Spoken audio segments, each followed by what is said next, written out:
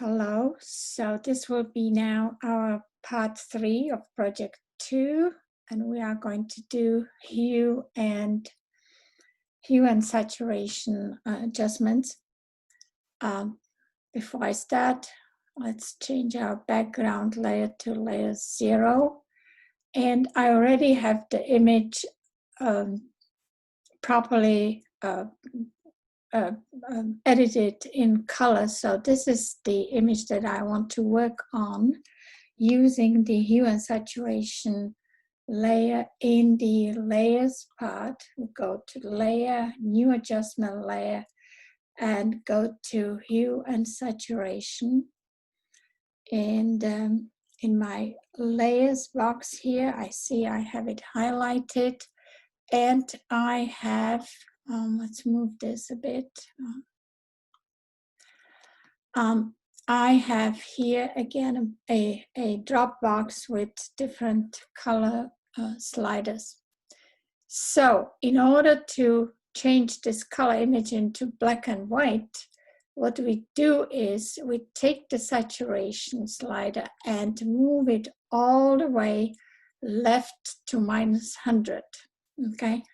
And at this point, I would suggest we save it to our, and I have it on the desktop, to our PSD files, and I'm using this now, and I'm going to call this hue set.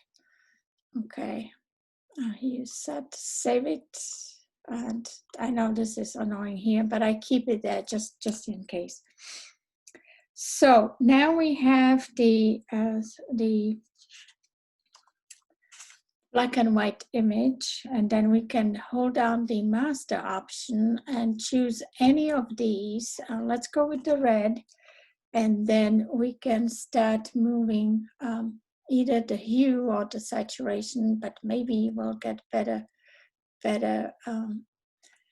result with the saturation. So I've moved it to 36. Let's do also hue 36, and then we'll go back to the yellows, and so for the yellows I want to be at 65, and yes, so I can only do the hues at 65 here, and I think I will leave everything else. Let's see the cyans. The cyans I can do 42.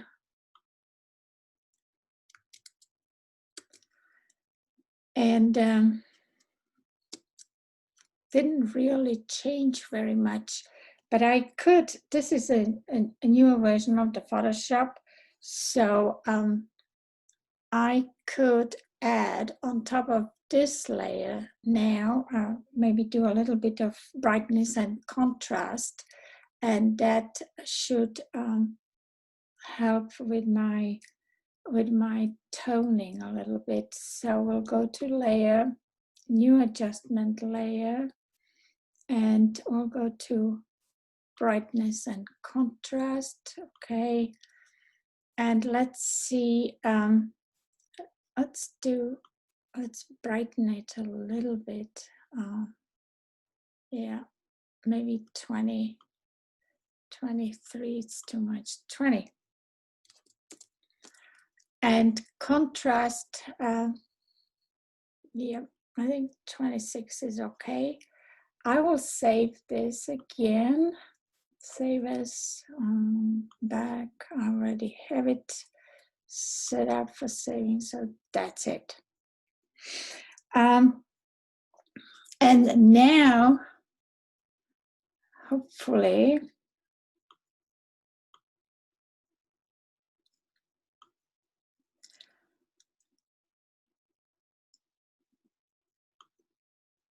and now I'll go to my main layer, and go to filters and go to convert smart filters, okay?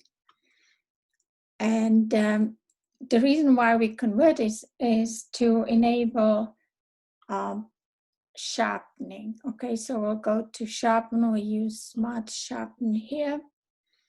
And I have it set up at 101, the amount 100 and radius 1. And so here is my sharpened image.